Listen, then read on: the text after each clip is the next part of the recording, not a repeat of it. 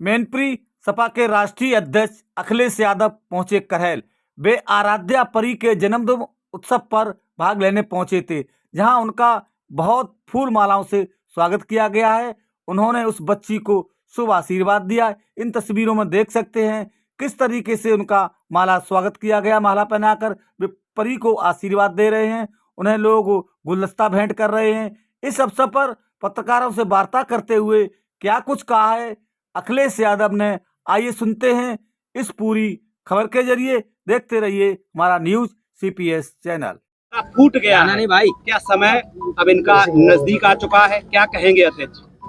मैं अपने सभी पत्रकार साथियों से ये कहना चाहूँगा कि ये समय देश के लिए और अर्थव्यवस्था के लिए बहुत नाजुक है। मुझे याद है कि जिस समय बिजली विभाग के सरकारी कर्मचारियों का प्रोविडेंट फंड एक प्राइवेट कंपनी में इन्वेस्ट कर दिया गया था और वो प्राइवेट कंपनी जब डूब गई तो उत्तर प्रदेश सरकार का पैसा डूब गया था और उसमें आरोप लगा करके बड़े बड़े अधिकारियों को जेल भेज दिया गया था। ED और तमाम तरह की जांचें हुई थी उस पैसे से जिन जिन का संबंध था। आज SBI का, जो हमारी सबसे प्रतिष्ठित संस्थान है, बैंकिंग में भारत की सबसे प्रतिष्ठा वाली जगह है SBI, और फिर दूसरी प्रतिष्ठित जिसमें आम आदमी ने अपना पैसा लगाया LIC। अगर 70,000 करोड़ से ज्यादा 55,000 करोड़ रुपया इन्वेस्ट कर दिया जाएगा प्राइवेट, और वो भी एक जानबूझ करके लाभ पहुंचाने के लिए, एक उद्योगपति के लिए, और अगर वो उद्योगपति डूबा तो क्या SBI के बड़े अधिकारी, LIC के चेयरमैन जेल जाएंगे कि नहीं जाएंगे? उत्तर प्रदेश में भारतीय जनता पार्टी की सरकार ने जिन लोगों ने प्रोविडेंट फंड को DHFL में इन्वेस्ट कर दिया था, DHFL गिरने की वजह से, डूबने की वजह से वो पैसा डूबा था, उस समय अधिकारियों पर आरोप लगा करके जेल भेजा। कई साल उन्हें जेल रहना पड़ा। ये तो 1200 करोड़ का मामला था, ये तो 1 लाख करोड़ से ज्यादा का मामला है। अरे कितनी हेराफेरी करोगे बीजेपी वालों, इतनी हेराफेरी कि कहां तुम दुनिया में भारत को दिखाने के लिए, हमारे गरीब लोगों को दिखाने के लिए कि वो उद्योगपति नंबर 2 पर, और देखो कैसे नंबर 2 से किस नंबर पे पहुंच गए। और सच्चाई ये है कि पता नहीं किस नंबर पे पहुंच जाएंगे। तो ये देश का नुकसान हो रहा है। क्या सरकार कार्रवाई करेगी कि नहीं करेगी? अध्यक्ष जी, आज मुगल गार्डन का नाम बदल कर अमृत उद्यान कर दिया गया है। ये बीजेपी के लोग हैं, किसी का भी नाम बदल सकते हैं। और वो एक कहावत है कि छोटे मियाँ तो छोटे मियाँ, बड़े मियाँ सुभान अल्लाह। तो अरे भाई, ये तो पहली बार देखने को मिल रहा है कि उत्तर प्रदेश के मुख्यमंत्री जो काम कर रहे हैं वही दिल्ली की सरकार काम कर रही है। नाम बदलना, अब दूसरों का काम अपना बना लेना। आप तो मैनपुरी इटावा घर के लोग हैं। आप ये एक्सप्रेसवे आप एक कोने से दूसरे कोने देख लीजिए, कहीं समाजवादी पार्टी नेताजी का नाम नहीं है, लेकिन जहां आप सुसु करने उतरोगे बीजेपी ने वहां नाम लिख लिया अपना। जिस स्टेडियम में आज मैच खेला जा रहा है, आज इंडिया और न्यूजीलैंड का जिस स्टेडियम में मैच हो रहा है, ये समाजवादियों की देन है। बीजेपी ने नाम बदल दिया उसका। इसी तरह हम शिकायत नहीं करते किसी बात को लेकर के। लोक भवन, हम तो ये कहते रहे कि अटल बिहारी वाजपेयी जी के कुछ काम करना है, उनको सम्मान देना है, तो बटेश्वर में कुछ बड़ा यूनिवर्सिटी बना दो, कॉलेज बना दो, कुछ काम कर दो। लेकिन अटल जी के नाम से वहां नहीं किया। समाजवादी सरकार में और नेताजी ने जिस लोक भवन का उद्घाटन किया उसमें प्रतिमा लगा दी अटल बिहारी वाजपेयी जी की। हमें कोई शिकायत नहीं है। कैंसर इंस्टीट्यूट में बजट नहीं दिया इन्होंने। कैंसर इंस्टीट्यूट पूरे उत्तर प्रदेश के लोगों का, गरीबों का इलाज हो जाता कैंसर का। आप खुद पता करिए, जानकारी करिए, हर गांव में कहीं ना कहीं कोई बीमार है या कैंसर से परेशान है, महंगा इलाज नहीं करा पा रहा है। नेताजी ने और समाजवादी लोगों ने, हम लोगों ने मिलकर के कैंसर इंस्टीट्यूट बनाया। बजट नहीं दे रहे हैं, वहाँ एक प्रतिमा लगा दी, अपना नाम छाप दिया। तो ये छोटी सरकार तो छोटी सरकार, बड़ी सरकार सुभान अल्लाह। देखिए हालांकि बीबीसी की क्रेडिबिलिटी बहुत है, लेकिन सवाल ये है कि चुनाव से पहले ऐसी डॉक्यूमेंट्री आना सवाल खड़ा करती है। हमें कोई शिकायत नहीं है बीबीसी की क्रेडिबिलिटी पर। ये डॉक्यूमेंट्री पहले भी तो आ सकती थी, 1 साल पहले, 2 साल पहले, लेकिन 24 का चुनाव आने से पहले ये डॉक्यूमेंट्री क्यों आई है?